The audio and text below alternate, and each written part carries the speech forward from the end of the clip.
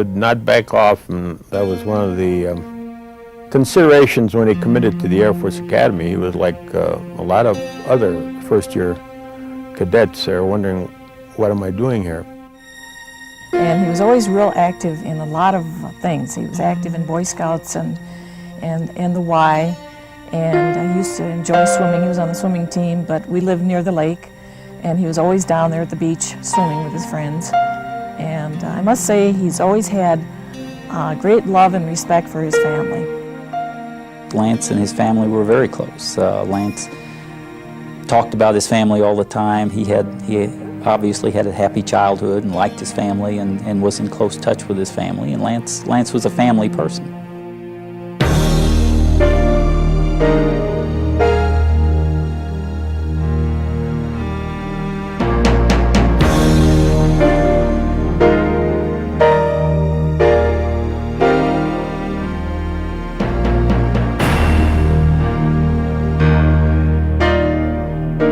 I am an American fighting in the forces which guard my country and our way of life. I am prepared to give my life in their defense.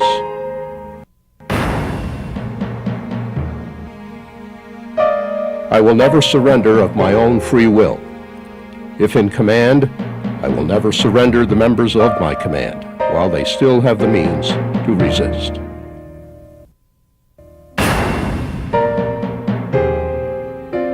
If I am captured, I will continue to resist by all means available.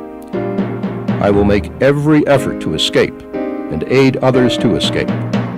I will accept neither parole nor special favors from the enemy.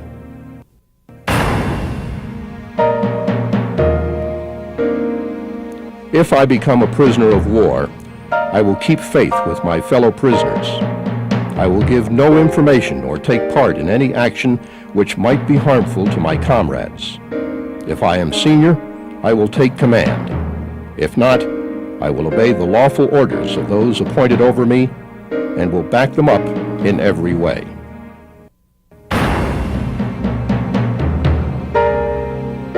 When questioned, should I become a prisoner of war, I am required to give name, rank, service number, and date of birth.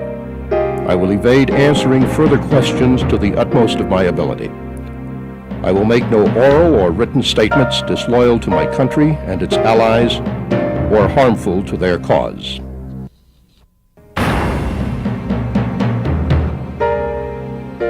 I will never forget that I am an American, fighting for freedom, responsible for my actions, and dedicated to the principles which made my country free. I will trust in my God and in the United States of America.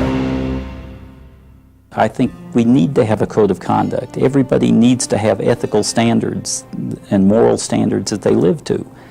And by expressing them in a code of conduct, you give people something to hold on to. And that helps. When you're in a time of difficulty and stress, if you can have things you believe in, and something that you're working towards, it makes it much easier to deal with it.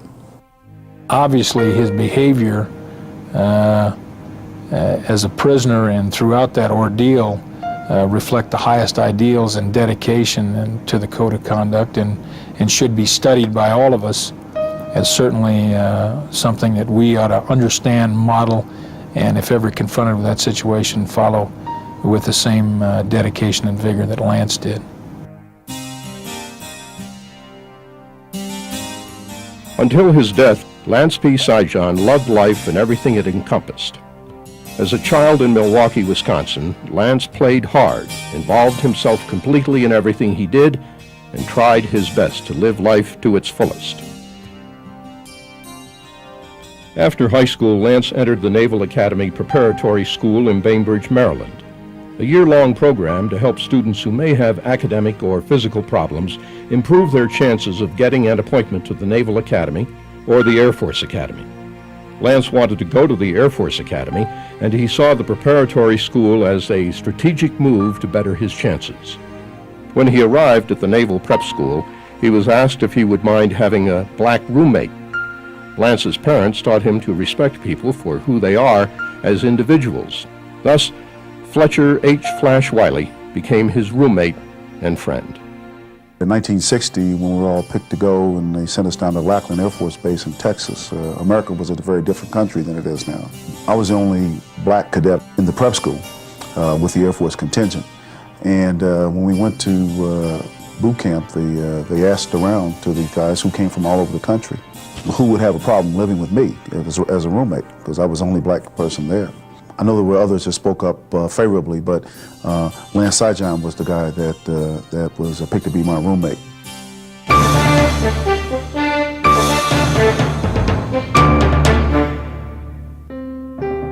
While the Naval Academy Preparatory School was physically and mentally challenging for Lance, he, like all cadets, found the Air Force Academy even more demanding. During cadet basic training, Bart Holliday, a fellow cadet assigned to Lance's squadron years later, remembered when he first met Lance Sijan. I first met Lance during our basic cadet training. Because I was a half an inch shorter, I always had to march and run behind him.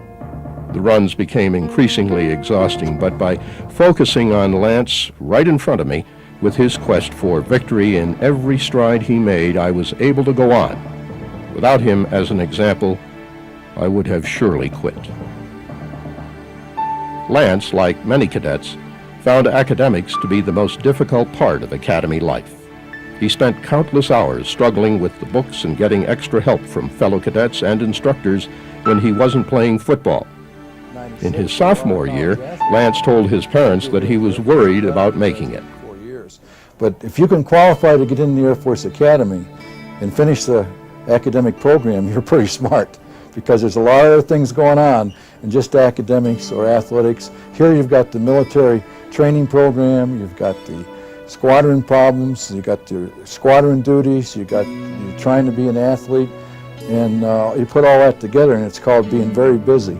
So it's a real feather in his cap and the rest of our grads to come in here and graduate, because it's not an easy school. He continued to struggle with academics throughout his junior year.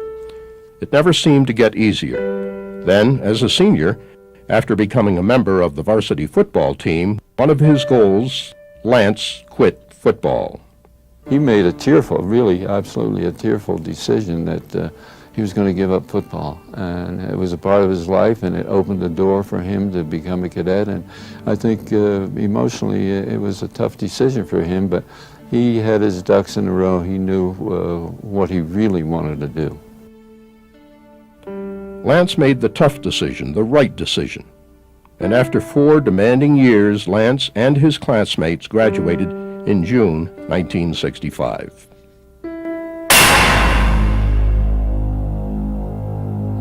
After graduation, Lance got his pilot wings at Laredo Air Force Base, Texas, after completing both T-37 and T-38 flight instruction.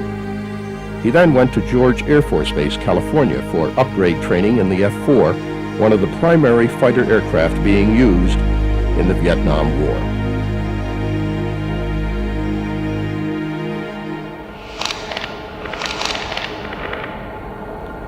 On the night of November 9th, 1967, with only 48 missions left to fly before going home, Lance stood before his barracks dresser at Da Nang Air Base, Vietnam, staring quietly at the pictures of his family. As part of his pre-mission ritual, he would mentally spend time with his family at their red brick Tudor house overlooking Lake Michigan. This normally had a calming effect on Lance as he remembered all the good times. But tonight was different.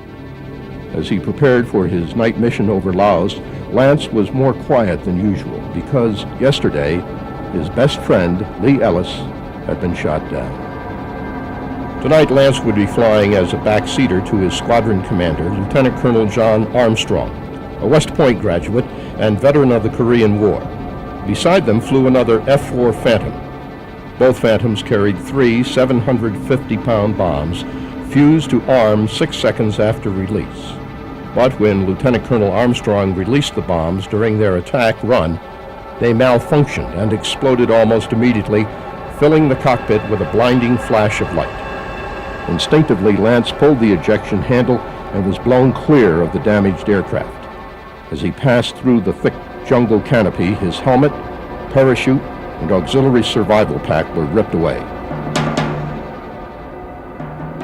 On November 11th, a day and a half after Lance was downed, two F-4Ds were heading for their targets north of Hanoi when they heard a Mayday beeper coming from the jungle below. The beeper's transmitter was asked to identify himself. AWOL 1 Bravo, Lance answered in a calm voice. I'm kind of hurt bad. Compound fracture. My head's hurt pretty bad too. I was unconscious all day yesterday. As the formal rescue began, Lance was asked for further identification and responded. Sijan, Lance Peter, First Lieutenant, United States Air Force.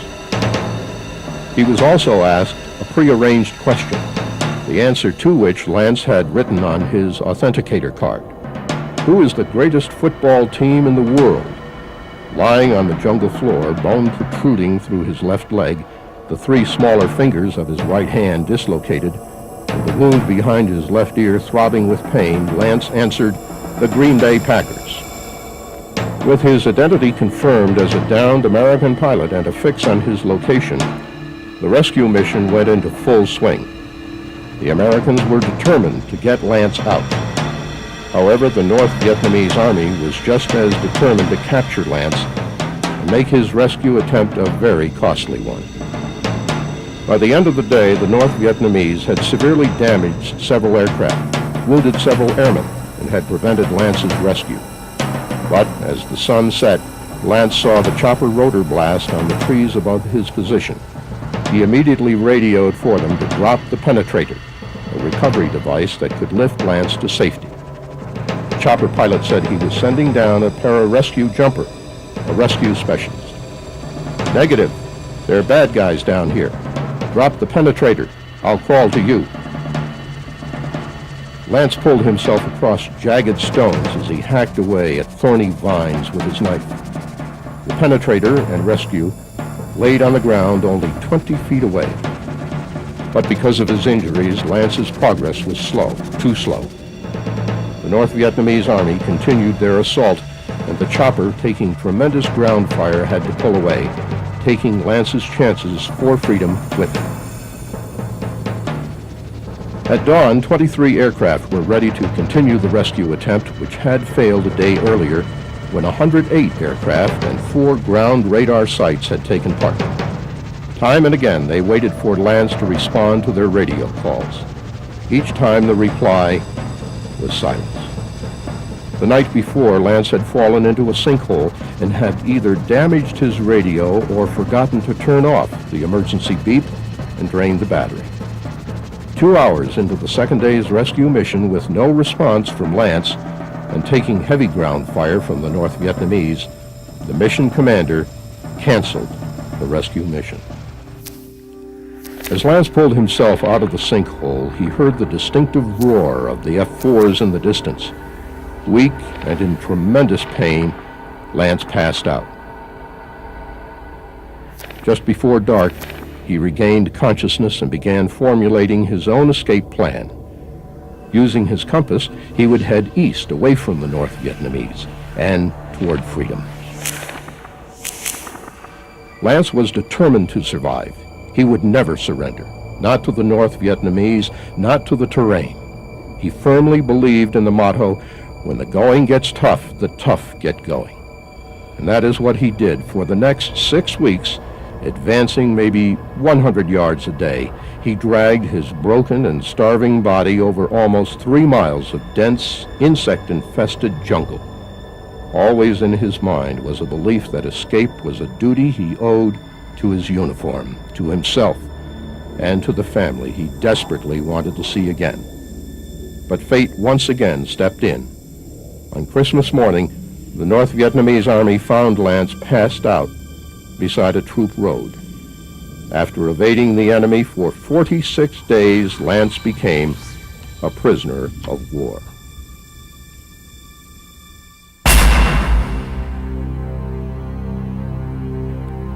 Prisoners of war in Vietnam had few rights. North Vietnam had signed the Geneva Convention, but they did not believe it applied to this particular conflict, since neither side had declared war. Rather, North Vietnam considered any airman shot down an air pirate and treated them as such. Captain Guy Gruters and Major Bob Craner, shot down in their forward air control plane, had been clubbed and trussed with their arms tightly tied behind them, elbows touching, in unbelievable pain. A favorite trick of the North Vietnamese Army.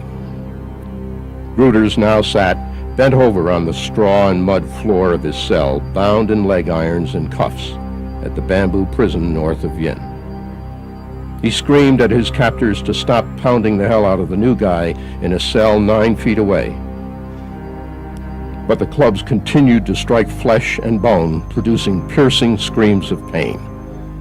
Gruters heard the voice of the North Vietnamese officer known as the Rodent ask, "Name of base commander." A weak but defiant Lance Sijan said, "I'm not going to tell you anything, it's against the code." The interrogation went on for hours, and screams filled Lance's cell as they continued to beat him mercilessly. The next morning, Gruters and Craner were ordered to take the prisoner to the latrine and clean him up.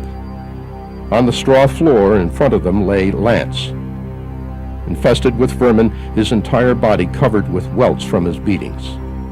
Lance looked up at the two men and asked, "Aren't you Guy Gruters?" Staring questionably at the almost unidentifiable mass of flesh before him, Gruters said, "Yeah, who are you?" "Lance Sijan," he answered. Gruters immediately identified Lance. They had been in the 21st Squadron together at the Academy and had both been members of the skydiving team. As Gruters and Craner cared for Lance, he wanted to know, how secure is this place and what are the chances of getting out of here? Inside this badly beaten body, Sijan's spirit was undaunted. Gruters later found out that Lance was captured on Christmas Day, 1967, and was given food and put under observation. Even in his weakened condition, his desire to abide by the code of conduct was stronger than his pain. He overpowered his guard and escaped into the jungle, only to be recaptured a few hours later. The Rodent continued to torture Lance, but only got name, rank, and serial number. Lance made every effort to escape. A guard caught him digging in his cell with a tin cup and beat his injured hand and broken leg with a bamboo cane. But Lance believed in every fiber of his body that he must continue to resist by all means available and make every effort to escape. Undaunted by his captors, Lance clawed at the floor, trying to dig his way out with his hands for 3 days, until he was caught and again brutally clubbed. As the monsoon rains began, Lance's condition worsened with the onset of disease. Just before his death, Sijan, Gruters, and Craner were transferred to the Hanoi Hilton prison camp. Still, Lance's spirit was unconquerable as he tried to lure a guard into his Hanoi cell in an attempt to overpower him and escape. Prior to his death, Lance could barely mouth his words and used signals to say he was okay. On the 8th day after being transferred to the Hanoi Hilton, Lance's eyes flashed with comprehension as the guards lifted him onto a pallet to take him to the hospital. He knew they were taking him away to die. Gathering all his strength, he yelled out in a loud, clear voice, "Dad, help me! Dad, I need you."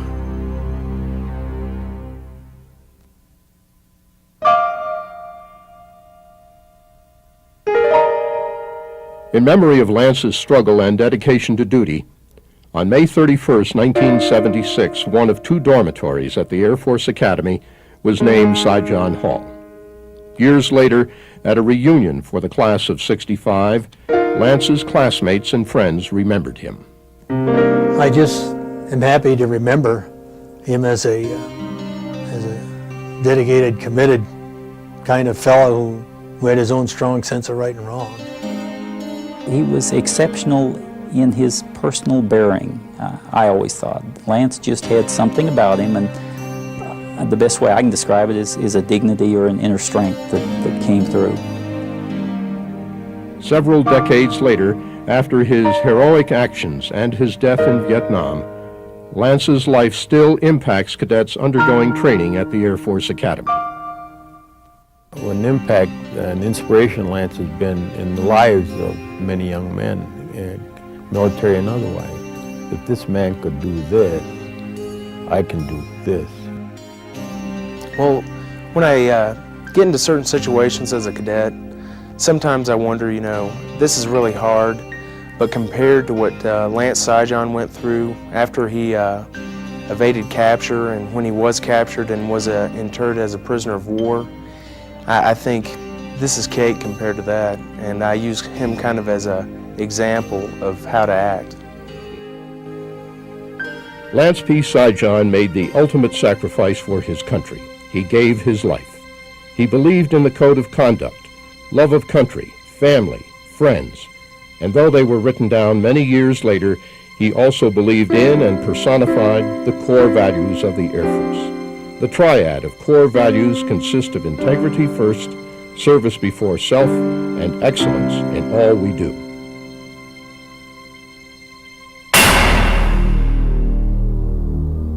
I think the most important thing that my class and most of us got out of the academy was the honor code and the belief in integrity.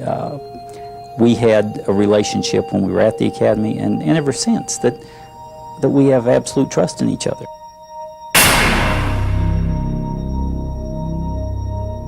Service before self.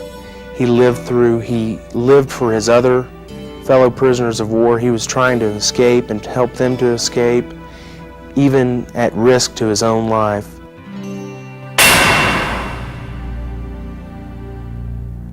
He worked hard militarily and was successful. He worked very hard academically. I mean, I think you would find people that would say that Lance struggled academically here, and he did, but he worked very hard at it and he was successful at it because he knew that was important to his goal of getting a commission, graduating from the academy and becoming a pilot.